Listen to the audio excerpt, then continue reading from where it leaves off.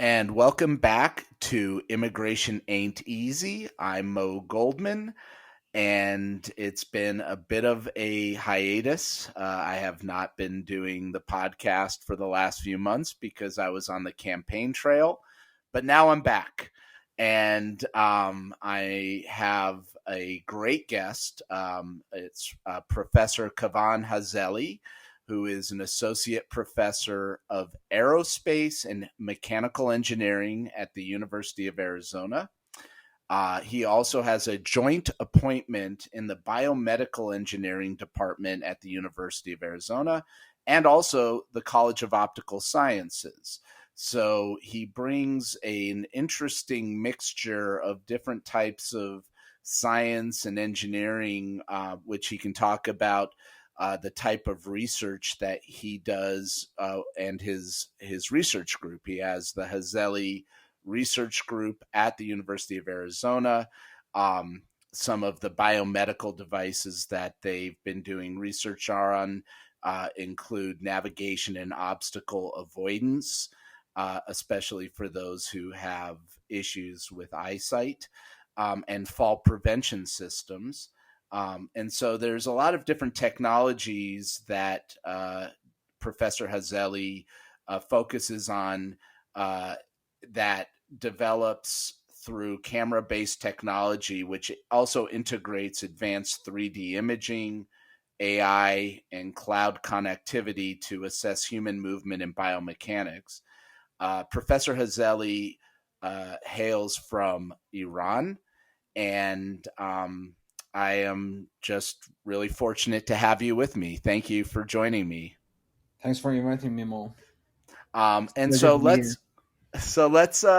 let's talk. There's a lot to talk about, especially these days, being in the area of research, especially at an institution of higher education. The University of Arizona is one of the top research institutions, public research institutions, focused on science in the world. And eventually, in our chat, we'll get to the issues of funding and other concerns that are cropping up currently. But let me just start off by asking you a little bit about your background and where you grew up. So tell us a little bit about where you were raised and, what got you interested initially in the field of engineering and research. Thank you, Mo. So I'm Kurdish originally. I was born and raised in the Kurdistan part of Iran side, so which is not that far from the Kurdistan part of the Iraq side. So I was living pretty much most of my life at the border, similar to Arizona. So I understand there's a dynamic of being close to the border, which I love it the most. Really, this is so dynamic of a culture, and you see a lot of infusion of different culture coming into one place.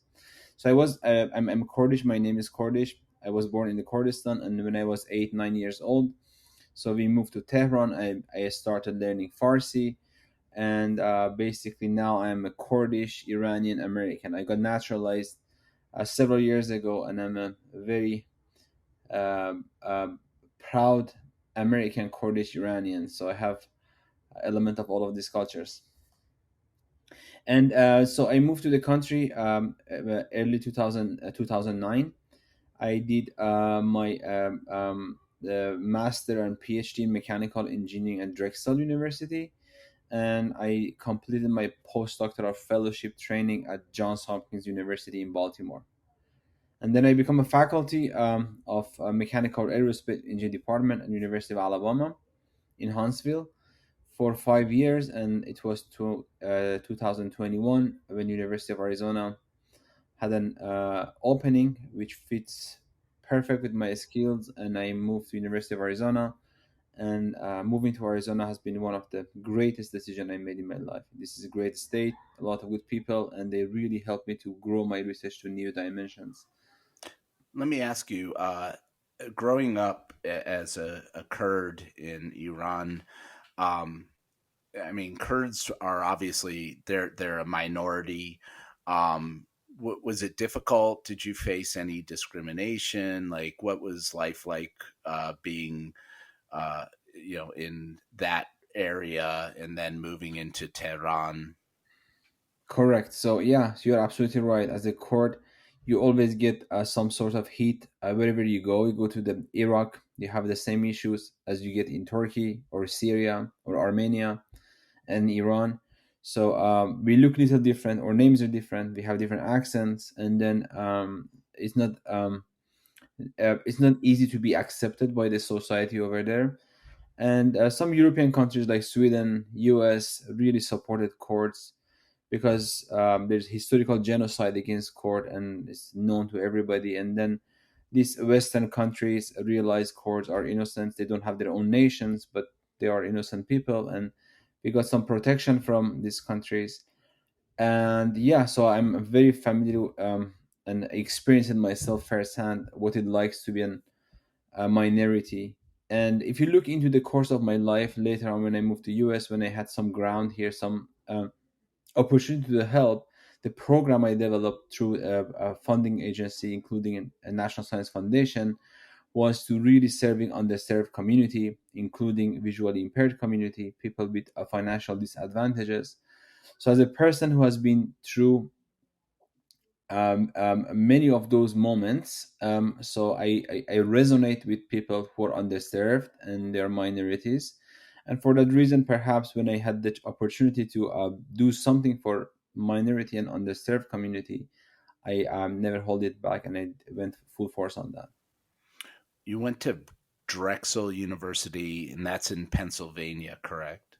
Philadelphia, correct, Pennsylvania. Were you the first member of your family to come to the United States? Correct, very accurate. Yes, yeah. So I was the And first, yeah, go to did graduate you school in the U.S. Yeah.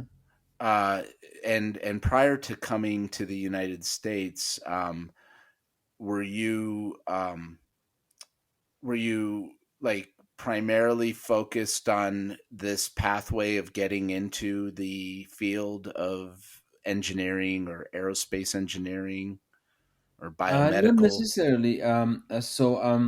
I because of my dad's an educated man, and we had several books about written by great authors, European and American authors. And in early on, I learned about the fabric of United States without being here, without any of my family members being here. One thing that really motivated myself was, and that become reality later on, it was not on the book, your passion become, whatever you are passionate about in life, us can really help you to materialize that and have an impact on the society. Your passion is not only important to you, you have infrastructure here and mechanism here, you make your passion and an impact. So, and that was maybe the main motivation for me to come to us. I didn't know at the point I'm going to become a professor of aerospace engineering and having a startup company later on myself. And but the dream of American dream was, if you're doing well, stick with your community, try to use the opportunity, be a good person, get the right education and advice from so many impactful people in this country, Sure. then you can have your own impact as well. So it's about opportunity, that the United States is like an incubator for opportunity if you have the passion. The tools are here, which you Yeah, may not have the ability to access yeah. in other countries or nations. Mo, Um, what's really incredible, if you think of our founding fathers saw this, right, very early on. If you make this country as a land of opportunity, you can be the shining city on the hill, right? And they saw it, this is coming, right? It is so incredible how they envision to make this country as a melting pot for different culture, different great minds, regardless of your origin, your religions, your language, your accent, your look. You can have an impact, and US give you the opportunity to be that impact. and is you went to Drexel for both your master's and your PhD? You did Correct. both there. Correct. Um, After you finished with your studies, where did you go for your postdoc, or did you do that also there? No, I did my postdoctoral training at Johns Hopkins University. Oh, at Johns Hopkins. And then after that, you went to Alabama. Correct. Okay. So when you went to the University of Alabama, what was your role there? Were you like an associate professor or? Yeah, sure. So let's go back for a second about Sure. Philadelphia. I think Philadelphia had a huge impact on my view of America because of so many historical sites and stories happen in that area that really helped me early on when I was adapting to this culture, learn about America and who are Americans, right? And then Philadelphia was very impactful. And then I started loving this country. And when I had an opportunity early on to go to other country, I couldn't, right? That was the reality of my life, right? It was so impactful. Yeah. And then Baltimore, another great city, I learned a lot about American literature and so many impactful moments um, to the history of this country occurred in that area. So then I moved to University of Alabama in Huntsville as an assistant professor, tenure track assistant professor. And then I was lucky to get early tenure. And that was the moment University of Arizona was coming after me and wanted me. Recruiting you. Yeah, yeah, Yeah. yeah, recruiting me. Yeah, so that's what happened. When you being around all that rich history in Philadelphia, did you immerse yourself in it? Did you go and visit all the sites like the Liberty Bell or Ben Franklin, all those different amazing Civil War around there, Correct. everything? Yeah, yeah, yeah. So every single corner of that city has a story to learn, and I was interested, right? I wasn't just passing by nonchalantly around those historical moments and sites. I studied them, right? And I had a very good roommate, Rob Yuha. He was a PhD student, and then he went to Harvard for his postdoc and went to Johns Hopkins. He was coming from a very small town in Pennsylvania.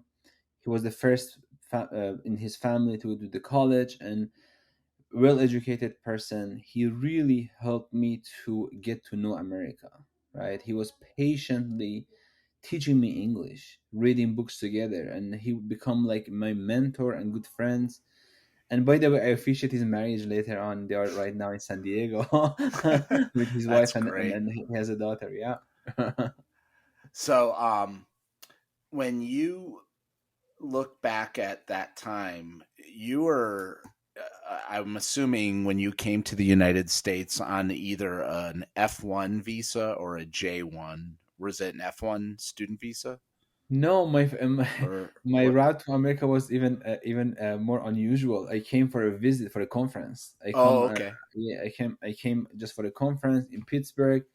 Then I met a couple of American professors. They told me, "Hey, I have to stay here because what I have done with minimal technology and equipment there, I could do way better here." And I was not prepared to come to US. I was not I didn't even have English certificate or degree. I learned everything just on the spot here. So but that's America, right? The land of opportunity. When if somebody can see you, you can do well regardless of your language barrier, all of that. They can really motivate you to stay here, and then they can train you to become the next generation. That's the whole thing about America, right? So what we do today really has an impact on tomorrow, right? And then example of Rob, right? If he was not welcoming me and he was pushing me aside because I was an immigrant, then I didn't have this passion and love perhaps for America, right? He was the guy who was taking me around the Philadelphia area. Hey, look, do you know Ben Franklin? Then let's learn about Ben Franklin. And I was interested, right? And but America was so welcoming to me, so welcoming to me. And then at some point, when I had an opportunity to go to Canada, and this is a real story, I couldn't. I said, "Well, I'm part of this country. I cannot even think about see my life outside America." And then go back to my origin, right? As an court, you don't have much of opportunity in that region. So when I came to this country, there was no difference between me and American born, right? So I could go to the same school American can go, right? And then I realized there is a country, America, which for because of random incident, I was not born here, but they accept me as if I was born here. Yeah. But so did you then have to switch from that visitor visa to a different one and then go to the program at Drexel? Correct. And Correct. then the pathway to getting to citizenship, did you find it to be difficult, or was it pretty smooth in general? Like, did you hit any sort of speed bumps along the way? Yeah, so like many others, right? So it's not an easy process. It's very rigorous. The vetting is very rigorous, and providing documents, your background, and they look into your history, and you lose many opportunities when you're a student visa, and then become very, very risky. When I was graduating, I didn't have my. Uh, I was about to get my green card, and then yeah, so you have to really work out with different schools, and then I got my green card through a national interest program, and then become a citizen. And but difficulty of the process is one thing. The fact that you cannot see your parents, your brother, for several years for a beautiful goal of your life that becomes something impactful on the society. So it's bring a lot of difficulties, right? You are saying, well, you know what, I decided to stay away from my family, my friends, places I grew up, and I cannot see them, they cannot come visit me. But there is something beyond me and my family, that if there is a big if, right, if I can do something meaningful, then so many people get impacted by that, right? And you keep growing that, you keep cherishing yourself with this motto, perhaps. The word I like to use for that is sacrifice.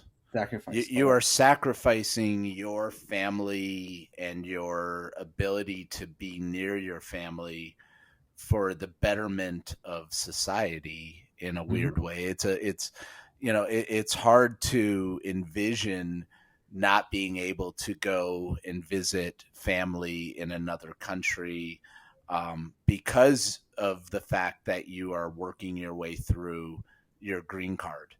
Correct. And what I think people don't realize, and you can correct me if I'm wrong on this, is if you're on a student visa, your intent is to go back to your home country. Technically, I mean, on paper, you're supposed to intend to go back to your home country. But on the flip side, a lot of times the only way to be able to remain in the United States and to accomplish what you want to accomplish, which obviously you've been able to do so, is by trying to get permanent status here. So there is a conflict, a friction that occurs between the initial ability to be in the United States and the United States traditionally recruiting foreign talent to come here and study, but then not having a good pathway for them to get to a green card, to get permanent status. And so what you wind up doing is you have to walk a tightrope, basically, where number one, you can apply for a green card, which is not easy because you've got to, under what the category you did it, which is national interest waiver, you have to show that you have a specific skill or Hmm. skill set that traditionally a U.S. citizen would not be able to do, and that your work is critical to the national interest of. So look, you can look at to this subject from different lenses. One is, I agree with you 100%, right? If you bring a person, I'm right now in the other side of the table, right? I bring recruit students from all countries, right? I try to get the best talents and all of that. And my job is just to vet on their mental capability and their intention. And the background check is out of my control. USCIS does a good job on that, right? That I'm not. But here's the issue, right? If I spend US dollars from funding agency on a person for 5 years, and I give it an approximate numbers, right? Each grad students cost me as a professor about 50 to $60,000 per year, right? If I spend that's one lens you can look into the problem, right? I spend about 200K on a to train students, which is capable right now and ready to be a place in top research institution, companies, so on and so forth, then if there is no path for permanent residency here, then I lose that few $100,000 and they go somewhere else. That's one. There's no return on investment, right? So and then from other side, if that person comes into the country and that person is not being supported by the family, he cannot go back to his country, his family cannot come visit him, so that person is under a lot of pressure. So let's look to this problem from the lens of the students. If the person says, you know what, instead of US I go to Canada, right? I have a better chance of getting citizenship. My parents and family, my girlfriends, whatever, can visit me more often. I can go back there. So I have a very difficult for me to recruit them first. Second of all, there is no return for investment of my dollars I'm spending that person.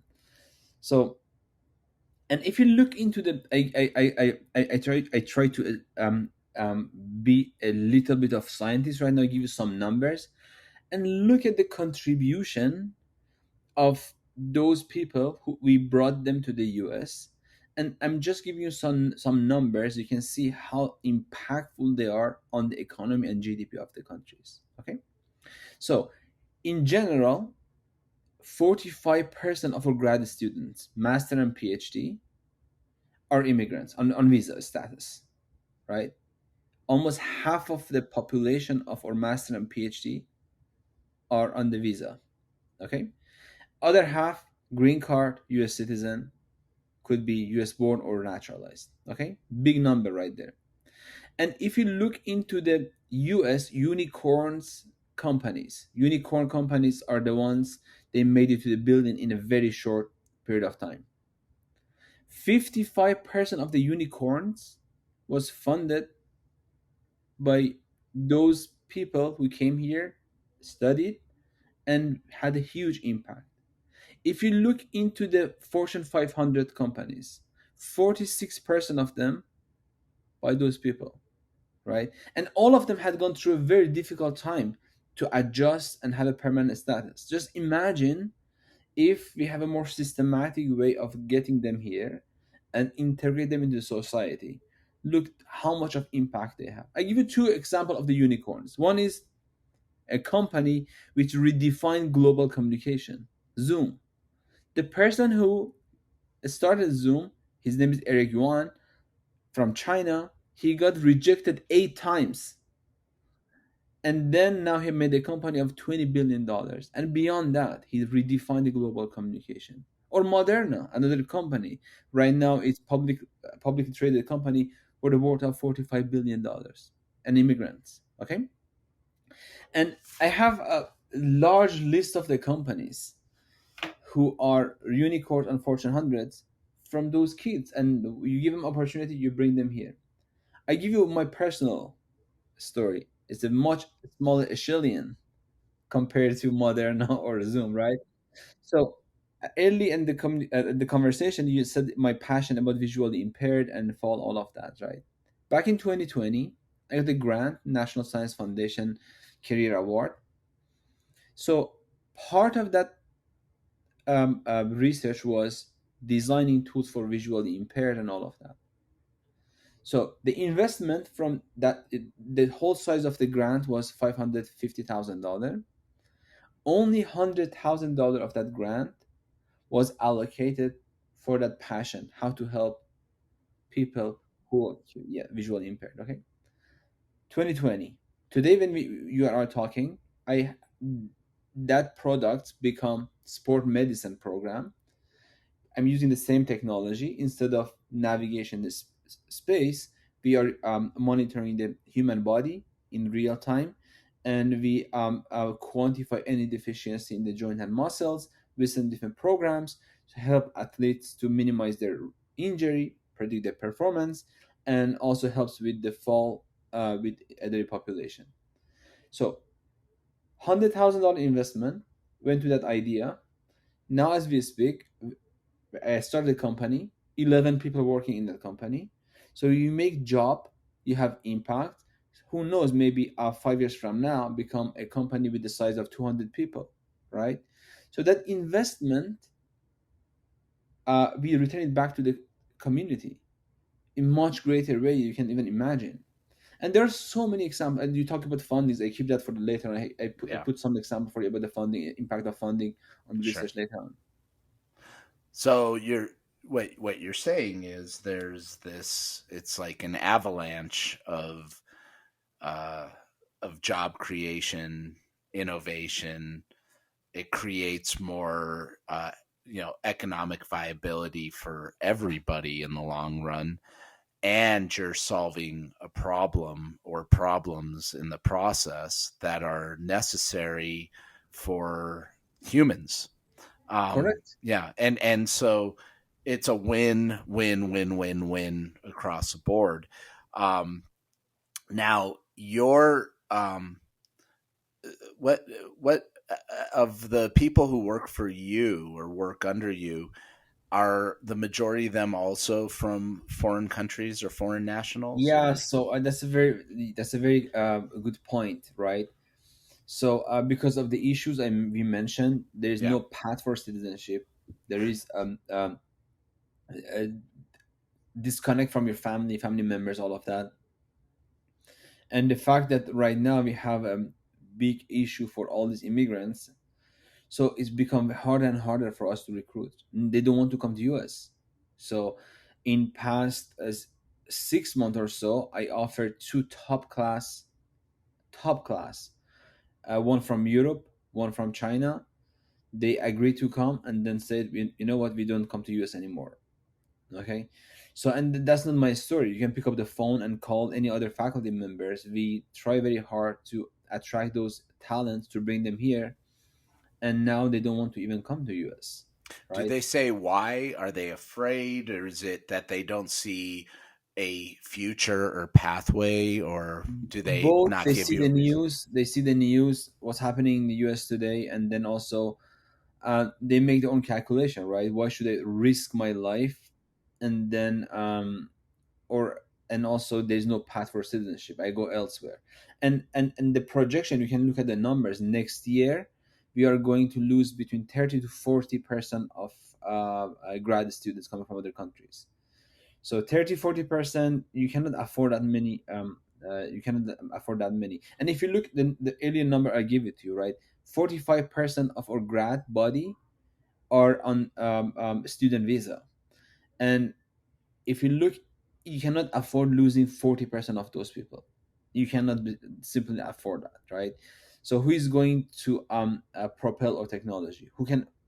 And even if you do the first year of College of Management or business school, right, you understand, if you have a product or technology, one way you can secure that is by making that not penetrable by competitors.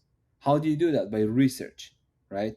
If you have an idea, you go to the market, then others can really replicate that. The only way you can protect yourself and grow is by research and make it better and better, make it more difficult for people to reach. So if you take off the element of research from our technology right now, so any other country can really catch up, and then we are not the leading tech company, Yeah. tech country in the Country. world Yeah. anymore. Yeah, So it's a branding problem. At the end of the day, the brand of the United States as being that shiny city on a hill has been dulled by the current policies that we're seeing, and the I mean, obvious attacks on foreign students, on research. It's a bad situation altogether. And it's sad because I was talking to a professor last night who was telling me that students are scared. Um, they're scared to go out and drive or do any basic thing because they're worried if they get like a traffic ticket or something happens that is typically quite benign. It's not like they're doing something criminal in nature or committing, violent crimes or anything.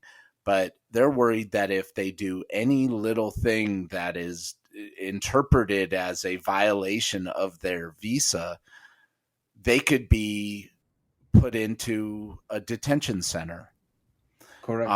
And that, it's frightening because you see that the US government is building more and more of these detention centers, and who are they putting in there, and what happens when you look back into especially April of this year, when all these students were losing their status without any sort of notice ahead of time. Or students, I think they had detained a number of Iranian students from Arizona State University and other places with no basis in fact, just because they're from a country that our government deemed, an enemy of the U.S. or something. It was wild what was going on, and it's not like this is all done in just a bubble. Like, people are going to find out all around the world, and that's going to hurt your ability to recruit the best and brightest.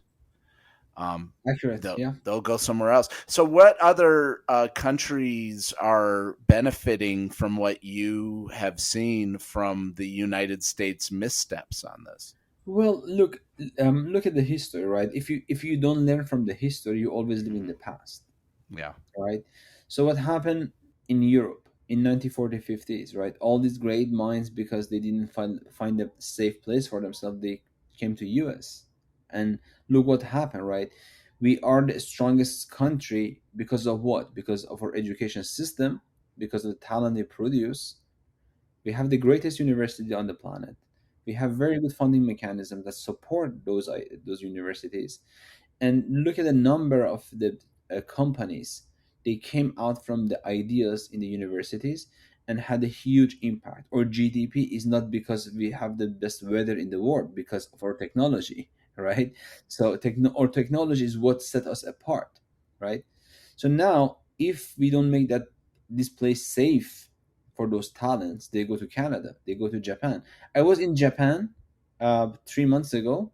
So I realized actively try and recruit us. Say, well, do you want to come to Japan now? Do you want to go to Europe now? Right? They realized if you are not happy here, now is the right time for them to recruit you. Right? So I'm afraid we lose. I'm very afraid and concerned about our country to lose talents. Right? Because if you have the greatest technology today, you may not have it 5 years from now if you don't improve it, if you don't make it better, right? How do you make it better? By talents. Technology doesn't grow on its own. You need human, you need capable, trained people to do that, right? So how do we reverse course? What's the So, solution? so I'm not a politician, and I'm a Well, scientist. what would, if you put on your politician hat? I want to know, like, in Professor Hazeli's Okay. perspective, what is the best way to reverse course on this? Well, so two things, right? First of all, we should, again, I love America and I love American history. This country was not built to live on fear, right? That was the founding fathers. You should not be fearful when you're in this country. We give you a home, right? This is our home, right? And if you go to the numbers to see how many of these people who came here for good causes go to the university and protect their mental health by seeing their family, protect their future, and then look at the numbers, right? I couldn't find any numbers supporting people who immigrated to US, went to a school here, did something crazy or criminal. I don't see any numbers. So cracking down on the students with no criminal record and no historical past, we don't have any number to support students cause any trouble to anybody, right? So if you don't have that numbers, why would you even do that, right? That's one thing. Second of all, I go back to one of your question about the fundings, right? Let's get real on the number, right? I have two numbers for you for FY23, FY2024, for NIH, National Institute of Health, and NSF, National Science Foundation.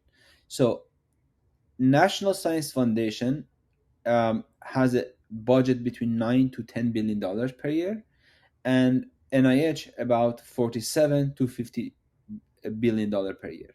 Okay, you may think, wow, this is a lot of money, right? But if you think the companies, let's go back. So those agencies usually fund research ideas across different universities. That's really what make America America. Period. Right? So you have some ideas, you apply for the grant, group of scientists who have done similar jobs vet the viability of your ideas. Okay? Then look at the and the size of the grants could vary from $200,000 to $10 million, depending of the ideas large, how large the group is. And I give you some numbers about the companies who are coming out from this ideology of American funding agency connectivity with the universities and become a startup company, then become going public or have a successful exit, right? That's the number I'm giving to you. Look at the Medtronic, for example. So NIH, it was NIH supported cardiac uh, company, and now the valuation of the company is $140 billion, much larger than the budget of all of these agencies together in 1 year. Look at the Dexcom, $40 billion company. It was NIH, NSF granted, and for early research in sensor. Or you can look into Raytheon in Tucson, $145 billion, initially funded by research idea of NSF and Office of Naval Research. Right now, half of the Tucson are employed by Raytheon. The impact is humongous. Or if you look into tech companies, Google was initially funded through Stanford at $2 trillion right now, or Nvidia, $2.2 trillion right now. So all of these coming from how the funding agencies trust the ideas in universities and give the money into the right hands, and then they bring this one to the stage of the mature, to be mature enough, getting the operation outside university, and have a huge impact in our GDP. So, from the perspective of funding, have you seen the the impact yet of the cuts that are occurring to NSF, NIH, NASA grants? Yeah, definitely. So I'm impacted 100% myself. Some of the program I work with, they completely lost their funding, and we have several other examples across the university and across the nation. So many of these grants are being taken away, and the issue with that is multifold, right? Some students meet through the program and they cannot complete the program, and the fact that I'm wasting a lot of money right now. Let me give you one example. I received a good amount of funds to build a lab for high temperature hypersonic materials. So the idea was to build a lab which is unique enough to support Raytheon, Northrop Grumman, all of that. Then now I don't even have the students to work on the project. So basically, we wasted big dollars to build the infrastructure, and there's no one can use it right now. So, so a lot of students are losing their funds, and a lot of faculty like myself, we are losing our funds, and we are really frustrated by the situation, right? If you cut the budget, let's say NIH by half, from 50 billion to 25 billion, you don't save money at all, because the impact of the company coming out from the investment by far is larger than that initial seed grants you give to the ideas. The I guess the argument and reason for all these cuts is that they were doing it because there was too much waste. Do you believe there was much waste in the the funding that was being provided to, and also part of it, of course, is that we're seeing an all-on attack against science and higher education, unfortunately.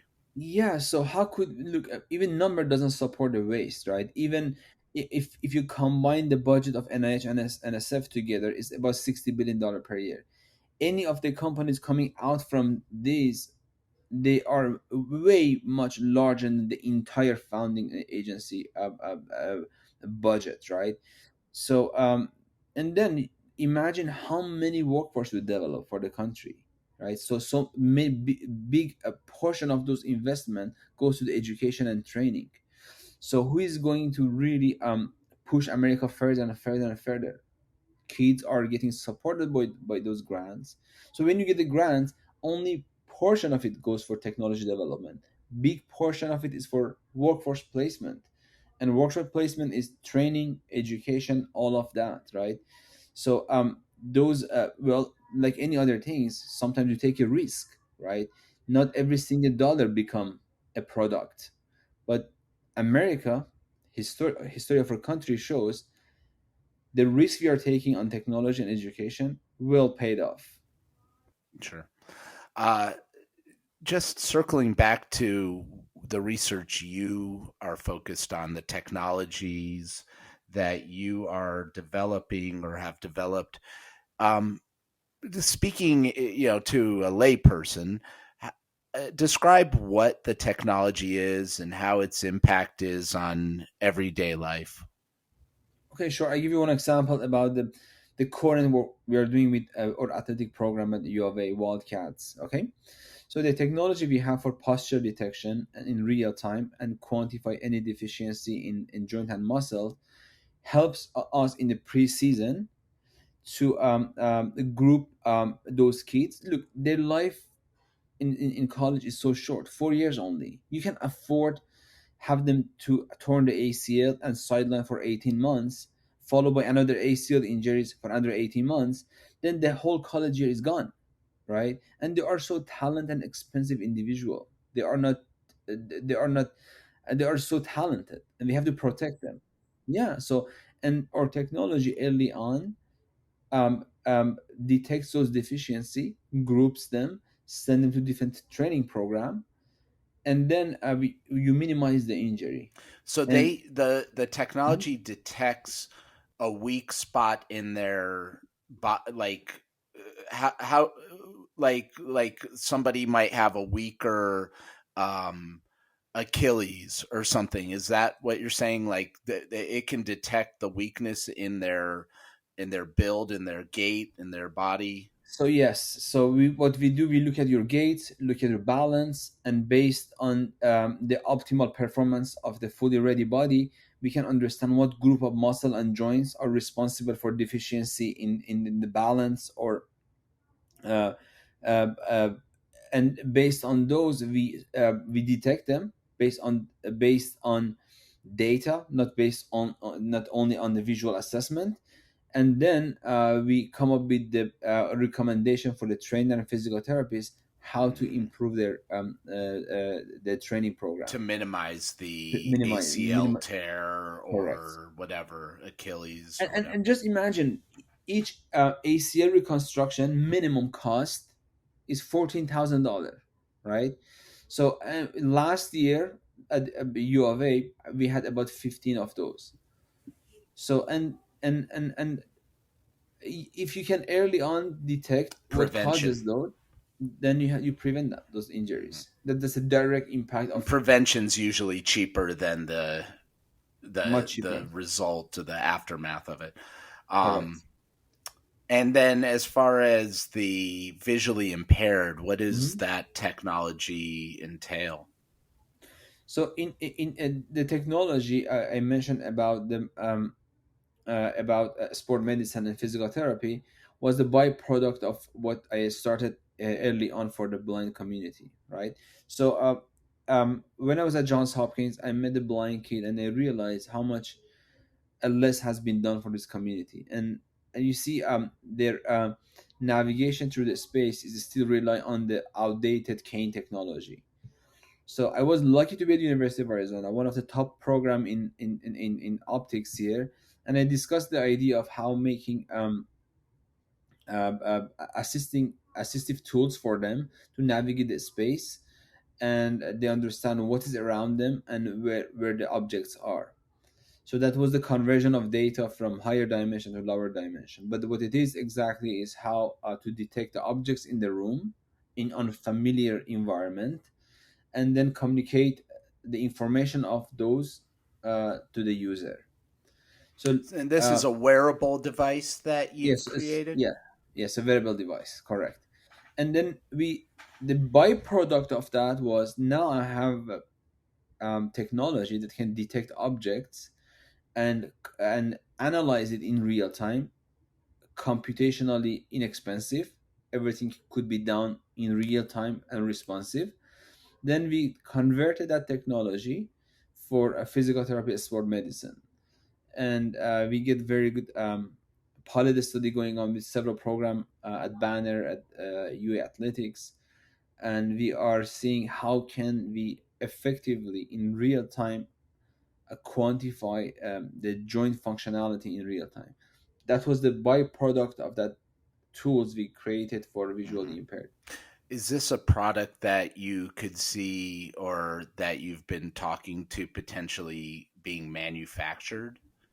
Correct, right? So we work very closely with Technology Launch Arizona, and then we patented the idea. Patent was granted recently, and then we started the company, Imagine Care. And in Imagine Care company, we are trying to commercialize the technology, and we're working with several sport teams, including NBA teams and NCAA. Nice. Um, Also, I wanted to go back to the time that you were separated from your parents. How long, if you recall, were you unable to actually physically be near them? Yeah, so that's one thing that we all go through as an immigrants. Hmm. The first time I saw my parents was after 3 years. I was able to travel outside U.S., and we reunited in Turkey, and that was the first time. And back then we didn't have FaceTime or this type of visual communication tools. It was pretty rough, honestly, and many others. Right, 3 years was is a good number. I have friends who has Decades. never been able to decades. I Right, know. the first time I saw my parents was after 3 years. Actually, one of the last podcasts I did was with a man who his brother has been waiting, I think it's almost 15 years now, to try to get his visa to come to the United States, Hmm. also from Iran. Um, and I've had cases like that. I mean, where they just keep, we have to sue the government to try to force them to issue a visa that they should issue. And they're holding this person up for years and years. And it's so difficult. And it's sad because, you know, one of the most important things in our lives is our families, you Yeah. know, and to be able to be near them. Um, were you for coming here and going to a university and a new society and culture, like was that a shock to you, or were you kind of used to the big city because of the fact that you had lived in Tehran? So yeah, so I lived in Tehran. It's a big city, it's almost the size of New York City, right? Um, and the biggest cultural thing for shock for me here was how well the society is designed that you can express your feeling. So coming from that area where you are not allowed to express your point of view, and in America, uh, uh, what really stood out to me was how well people can participate in the democracy. Your vote counts here. You can be part of the fabric of the country, and your political view, your social view, social standing has nothing to do with your skills. You can believe in something, but as long as you're a good surgeon, good lawyer, a good scientist, good barber, whatever you are at, so your political view doesn't come. That was the first thing I learned in America, right? It's, wow, this is a society you can be at, right? So you are not being marginalized or pushed around because of your your feelings, about your political view, about the social views, social standing view, and all of that. So that was the biggest cultural shock. And then the second cultural shock was how well this education system is designed, right? The way we offer the courses, the way we evaluate the students, the way the funding agency fund ideas and collect the ideas for the greater goods of the country. So you don't see that elsewhere that much, right? And early, it didn't take me years after my second year at Drexel University. I being at different conferences, seeing people from Ohio State, I don't know, from University of Texas, from University of California system. Not doesn't matter where you are, right? So you have different ideas on, and the funding agency really fund those ideas and assemble them for the greater goods of the country. And I don't think we have any system like that elsewhere. So those are the things that really stood out to me. What outside of the work you do, I'm just curious, what sort of hobbies do you enjoy? Yeah, so I am very passionate about art history, European art history, and usually in my classes I bring some examples about art histories. That's one big passion I have, and outside of that, I'm very sporty. I was a swimmer when I was young, and then when I moved to the country, I still do a bunch of different sports, and my company does a sport medicine right now. And being around athletes, it's just joy of life. Really, go to the stadium, watch basketball games. I love it. Yeah. And your parents are here with you now, Yeah, so correct? yeah, Yeah. so that was one thing that that was a big relief when I got naturalized. I supported my parents, so to be here, but again, because my brother is back in Iran, so we have this type of dilemma right now because we all want to stay here. He Hmm. cannot come here. There is no mechanism for him to visit us. So He cannot go difficult. back there, and so I've been separated from my brother, who's an artist. In fact, he's an artist. For several years, and now my parents are just so confused It's because one difficult. son is here. I'm enjoying my life here. I never go anywhere else. I love this country, and then my brother is also love to come here to he sees his bigger brother, older brother is doing something that's meaningful for the society, and then he can't be part of this. And he's the court as well, right? So he goes through difficult times in Iran. So that's separation of family. It's a That, tragedy that yeah. we have a system that does that. And I've talked about this before in other episodes of the podcast, but as a U.S. citizen, you have the privilege to immigrate your parents, and it's usually quite, I mean, in the grand scheme of things, streamlined. It's not as fast as we would hope in most cases, but you get to be able to immigrate them.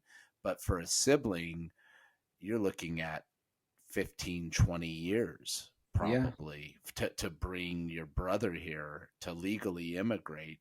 And for him to get a visa, it's he's first got to deal with the fact that he's from Iran, which is not easy, especially these days, but also having a sibling who's a U.S. citizen and then parents who become residents or citizens.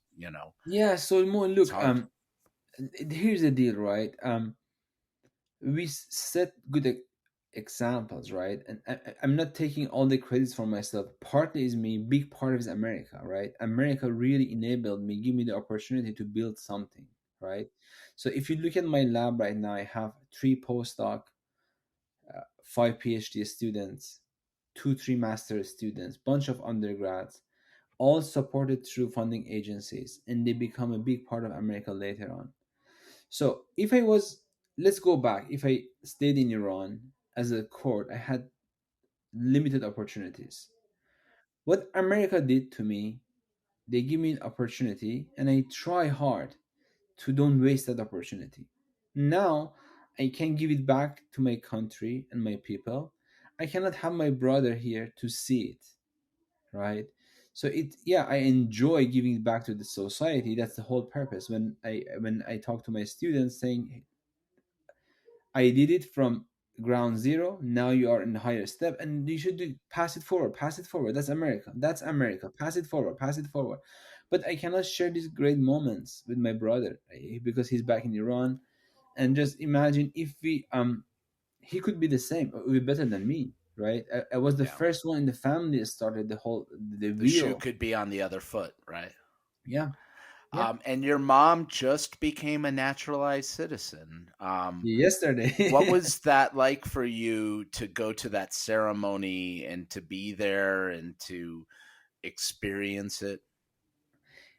So it's very emotional, right? And I give you an example, right? Yesterday we in the ceremony, and then two older lady, they're passing by all the participants, all the candidates at the pin with the U.S. flag on it, and I realized one of them, she had her dad was a army veteran, passed, and then she was welcoming all these new Americans, giving the flag of America. That's how we teach who we are as an American, right?